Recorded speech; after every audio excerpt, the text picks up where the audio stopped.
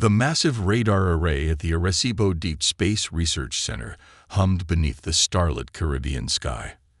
Dr. Maya Chen stood at her workstation, her eyes fixed on the data streams flowing across multiple holographic displays.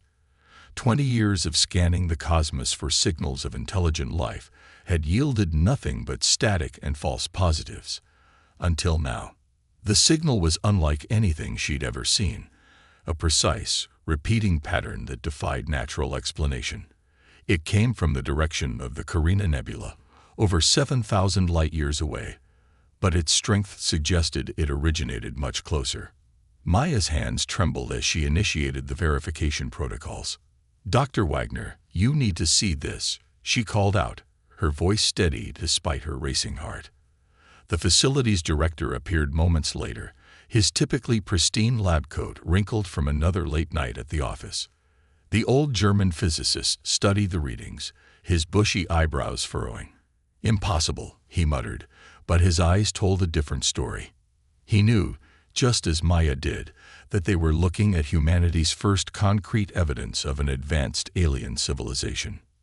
Within hours, similar reports began flowing in from observatories across the globe. The signal was growing stronger, and it wasn't alone. Multiple sources now appeared throughout the solar system, like ripples in a digital pond. In Washington, D.C., Admiral Sarah Harrison stood before the Joint Chiefs of Staff, her weathered face illuminated by the classified presentations projected behind her. At 58, she had spent her entire career preparing for a moment she never truly believed would come. "Ladies and gentlemen, what you're looking at is evidence of an impending invasion," she declared, her voice cutting through the murmurs of disbelief.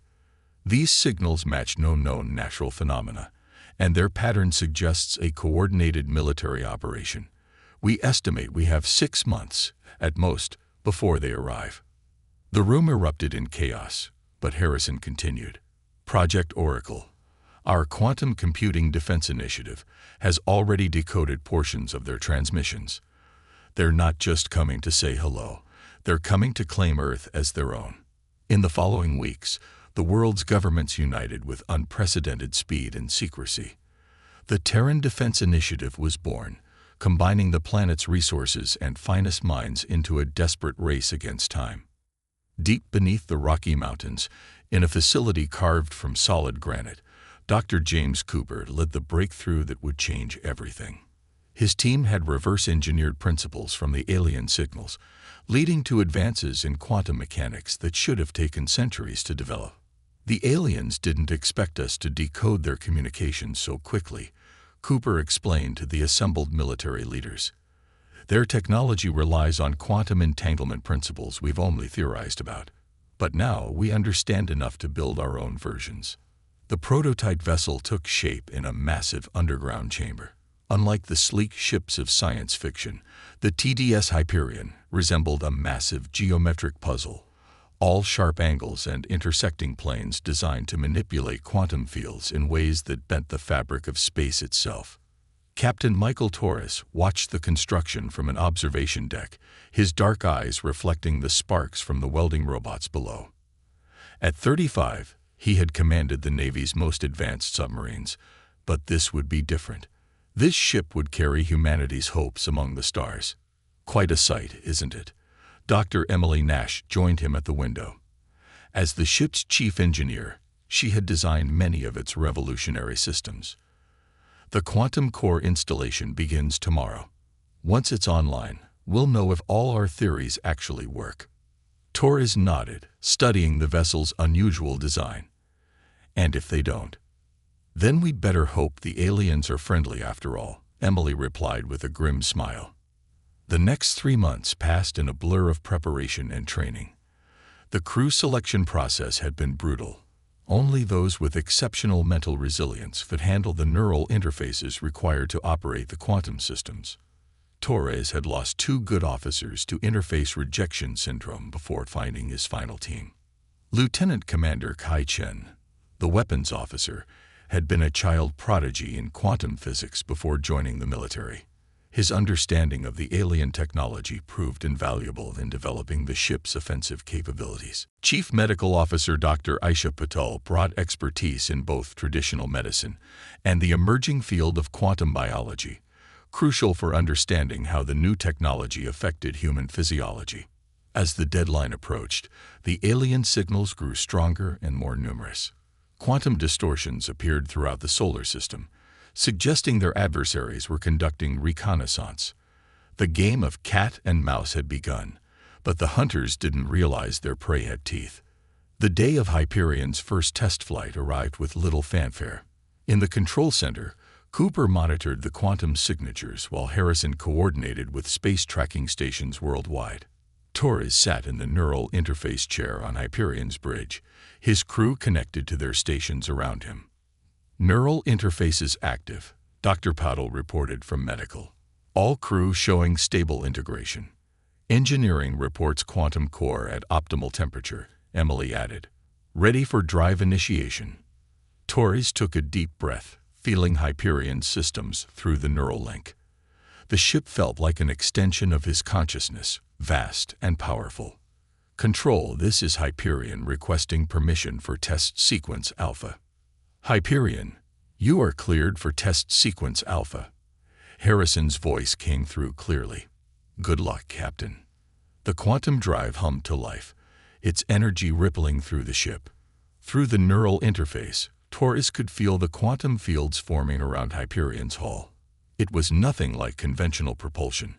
Instead of pushing against space, they were about to fold it. Drive sequence initiated, Emily announced. Quantum field stability at 97%. Torres focused on the predetermined coordinates just beyond lunar orbit. In an instant, space twisted around them. There was no sensation of movement, just a momentary shift in reality itself.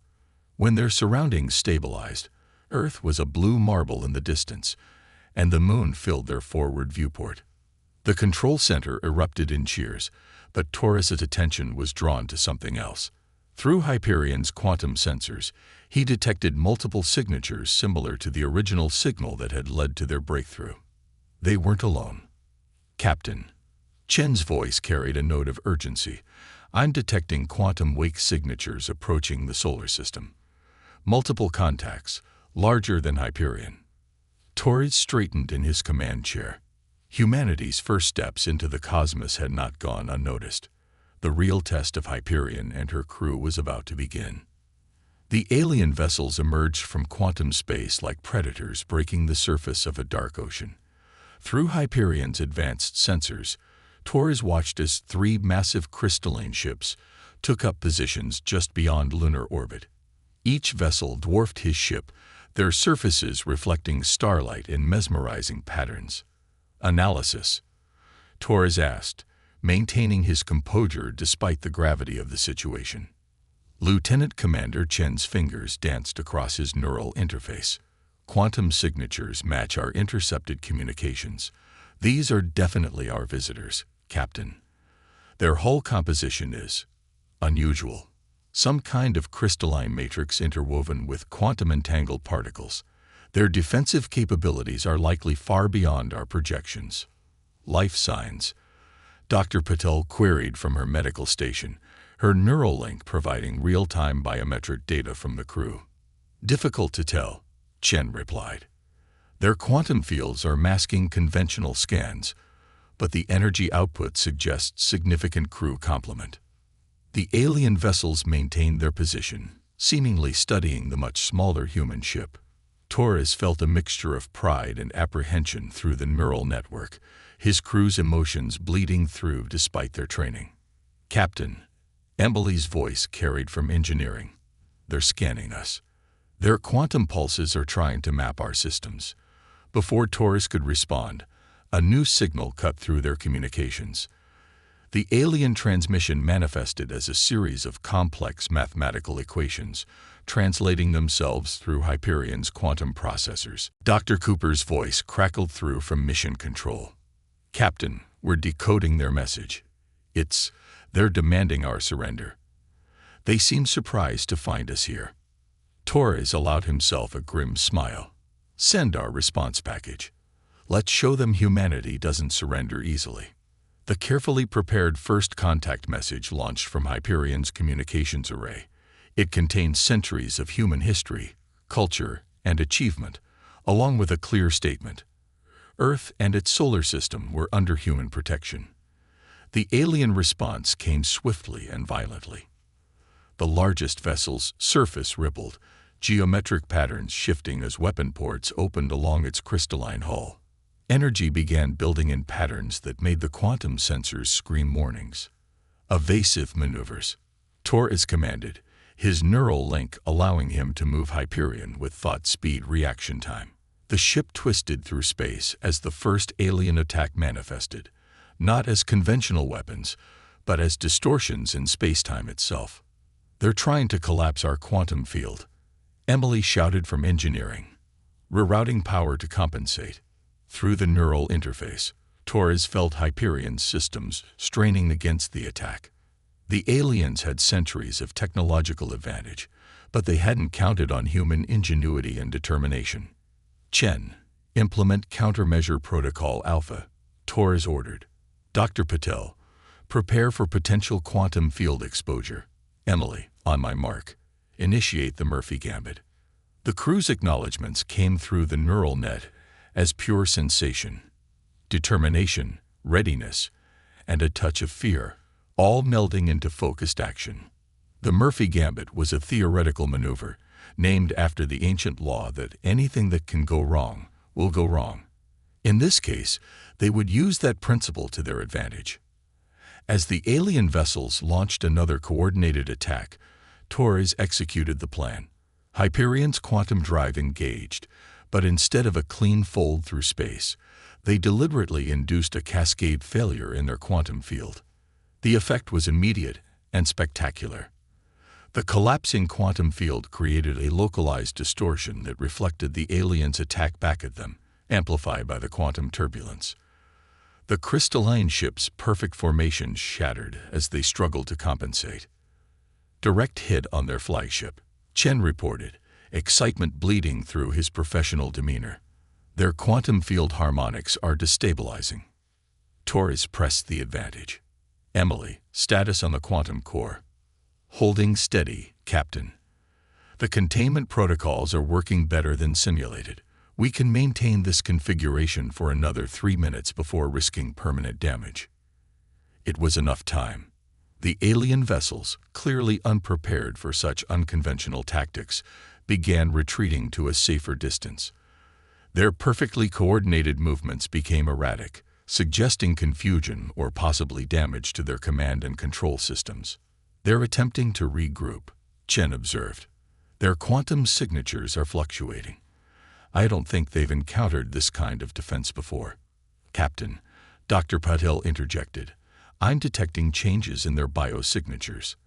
The quantum feedback seems to be affecting their crew differently than it affects humans. They're vulnerable to it."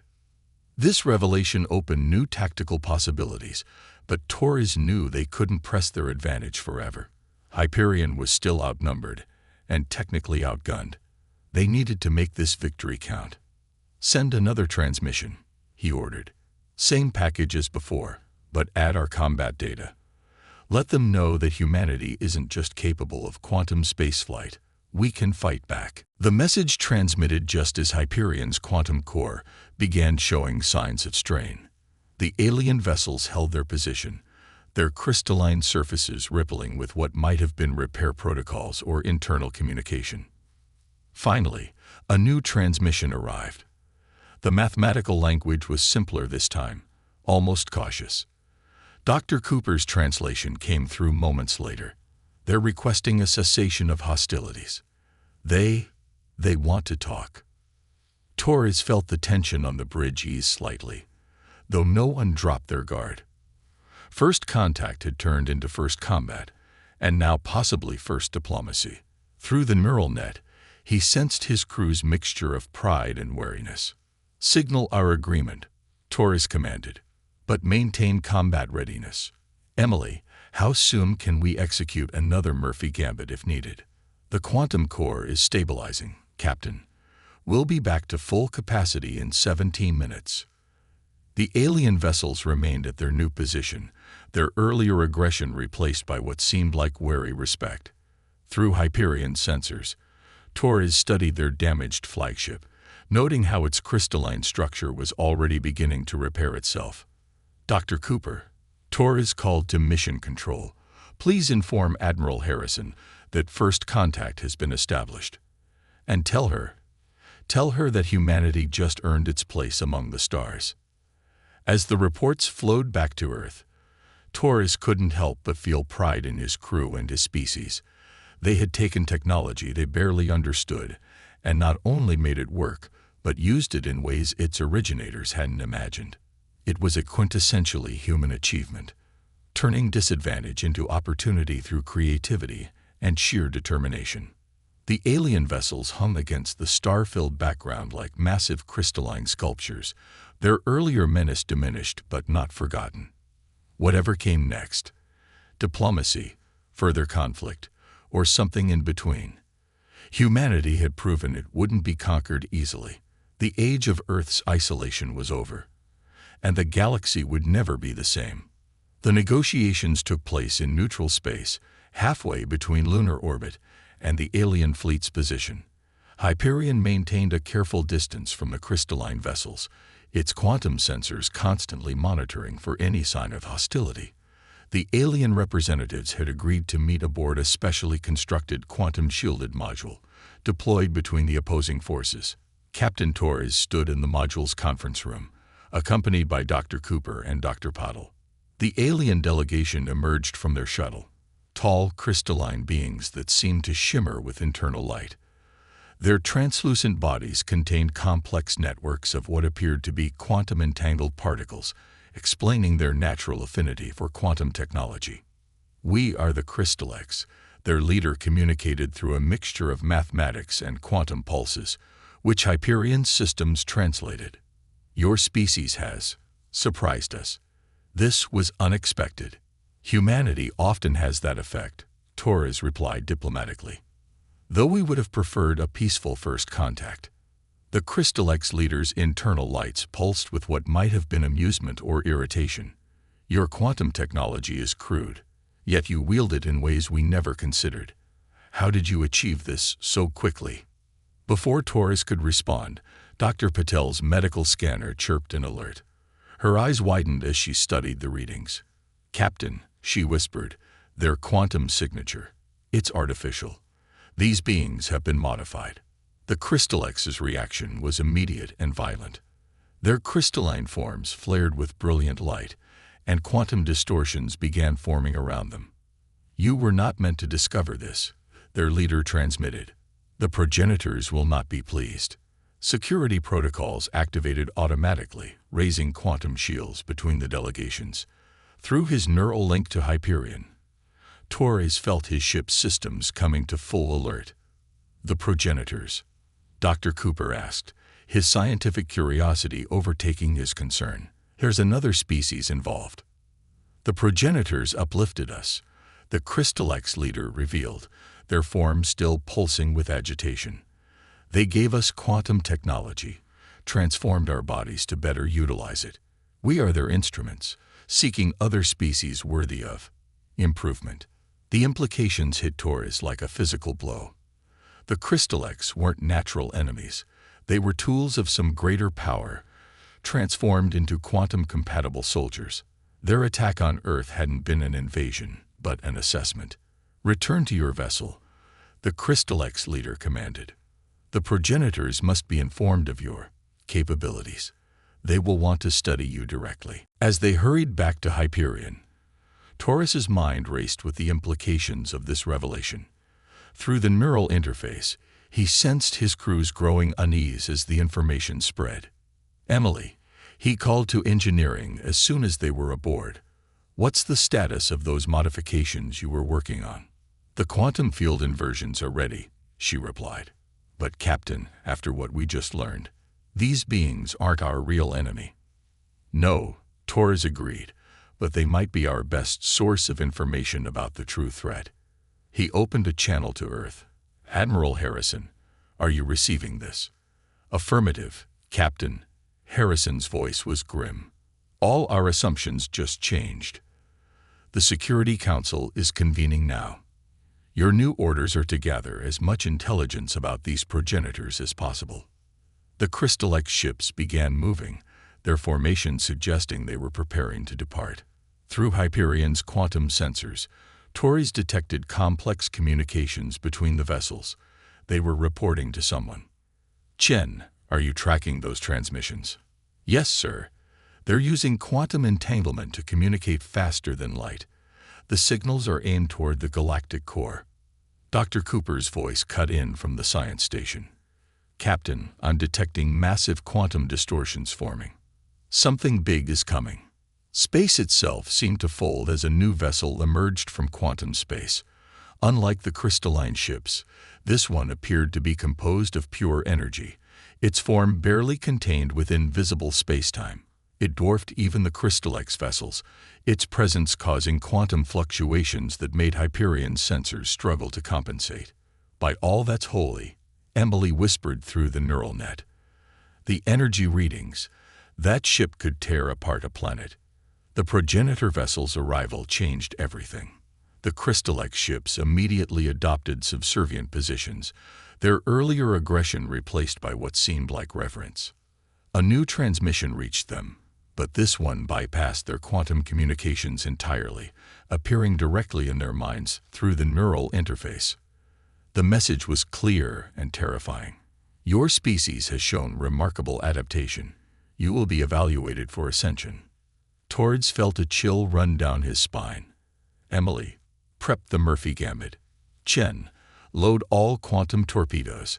Dr. Patel, shore up the neural firewall. They're trying to access our systems directly. Sir, Chen reported, I'm detecting similar quantum signatures throughout the solar system. There are more progenitor ships out there, cloaked somehow. We're surrounded. The revelation that humanity's first contact situation had evolved into a confrontation with an ancient, galaxy-spanning civilization should have been terrifying. Instead, Torres felt a surge of determination through the neural net, his crew's courage and resolve mixing with his own. Send word to Earth, he ordered. Tell them we found our real enemy, and prepare for emergency quantum jump.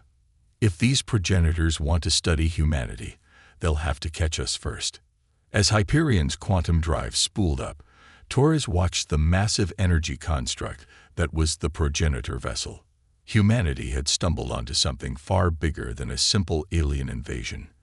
They had discovered a galaxy-wide program of forced evolution, of species being uplifted whether they wanted it or not. The progenitor ship made no move to stop them as Hyperion executed its quantum jump, vanishing from the confrontation. But Torres knew this was just the beginning. Humanity wouldn't submit to being improved by some ancient alien race. They would find their own path among the stars, even if they had to fight for that right. As they emerged from quantum space near Mars, Torres began planning their next move. The progenitors had revealed themselves too soon, thinking humanity would be awed into submission. Instead, they had given Earth's defenders vital intelligence about the true nature of the threat they faced. Emily, he called to engineering, how quickly can we adapt our quantum field technology to mask our signature? Give me 6 hours, Captain. I have some ideas they won't expect. Torres smiled grimly. The progenitors were about to learn what the Crystallex had discovered.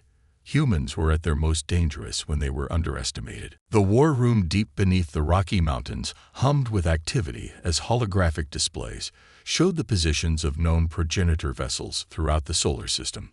Admiral Harrison stood at the central table, surrounded by military leaders and scientists from every major nation on Earth. They're not just watching us, she explained, highlighting clusters of quantum signatures.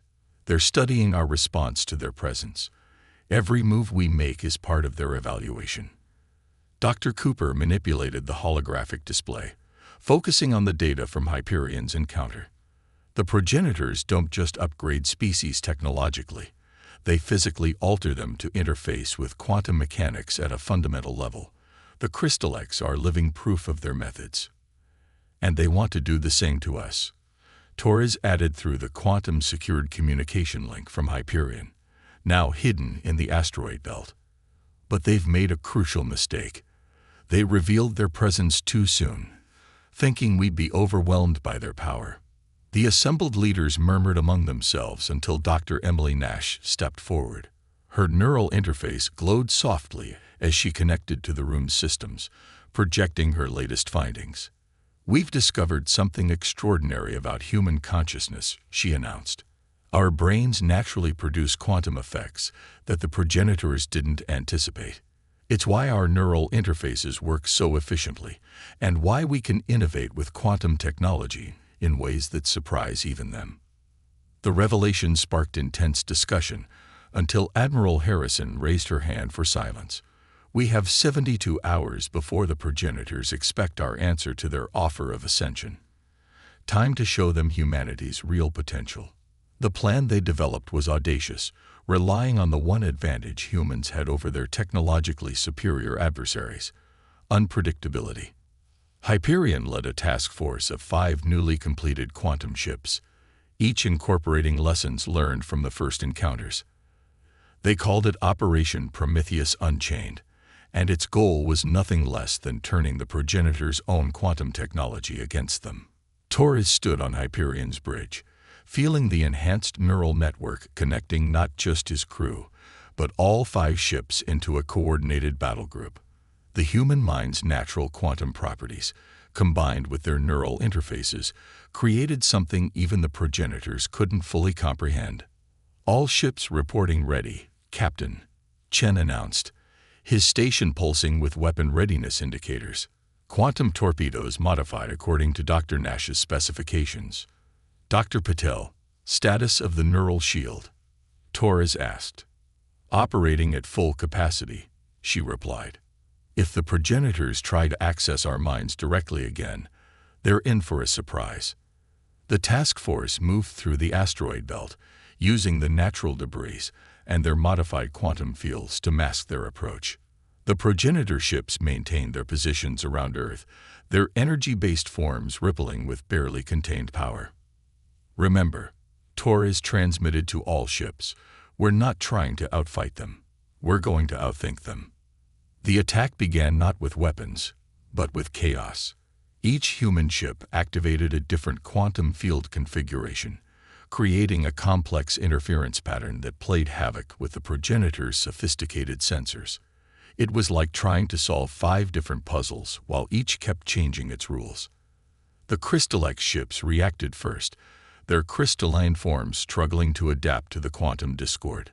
The progenitor vessels seemed to hesitate, their energy-based systems encountering something they had never seen in millions of years of uplifting species. "Pattern Alpha," Torres commanded. The human ships executed a series of seemingly random quantum jumps, each one lasting just long enough to launch modified quantum torpedoes before vanishing again. The torpedoes weren't designed to destroy the progenitor ships. That was likely impossible with current human technology. Instead, they created localized quantum field inversions, forcing the energy beings to expend massive power maintaining their form in normal space. "It's working," Emily reported from engineering. "Their quantum cohesion is destabilizing. They can't maintain their presence in our spacetime without burning through their energy reserves." The progenitor ships began to respond, but their attacks were predictable, based on millions of years of unchanged tactical doctrine. The human ships slipped through their defenses like water through a net, each seemingly erratic maneuver actually part of a larger pattern that only made sense to the quantum-enhanced human minds controlling them. "Second wave," Torres ordered. This time, the quantum torpedoes carried Dr. Nash's masterstroke, devices that amplified the natural quantum properties of human consciousness. When they detonated, they created bubbles of space-time that operated according to human neural patterns rather than the progenitors' rigid quantum mathematics. The effect was devastating. The energy-based ships faltered, their perfect forms distorting as they encountered space that refused to behave according to their fundamental assumptions. The Crystallex vessels broke formation entirely, their crews overwhelmed by quantum fields that resonated with human thought patterns. "Now we'll see if Dr. Cooper's theory was right," Torres muttered. "All ships, execute pattern Omega." The 5 human vessels synchronized their quantum fields in a way that should have been impossible according to conventional physics. But human minds, operating in concert through their neural networks, could imagine it. And in quantum mechanics, observation sometimes mattered more than theory. A massive quantum wake formed between the human ships, creating a space-time lens that focused the chaotic energies they had unleashed. The progenitor vessels found themselves trapped in a region where the fundamental forces they had mastered over millions of years began operating by human rules. Multiple progenitor ships losing cohesion, Chen reported, excitement bleeding through the neural link. They're being forced to withdraw to their native quantum state. The Crystal X fleet is retreating. Torres watched as the mighty energy beings that had sought to improve humanity were forced to choose between retreat and dissolution. One by one, they vanished from normal space, leaving only quantum echoes behind. "Message from the flagship," Dr. Patil announced. In English this time. They're requesting a ceasefire. The bridge crew's emotions flowed through the neural net. Triumph, exhaustion, and fierce pride. They had taken humanity's greatest weakness, its short history with quantum technology, and turned it into an advantage. The progenitor's very perfection had become their vulnerability when faced with human improvisation. "Send our response," Torres commanded. "Tell them humanity declines their offer of ascension. We'll find our own path to the stars."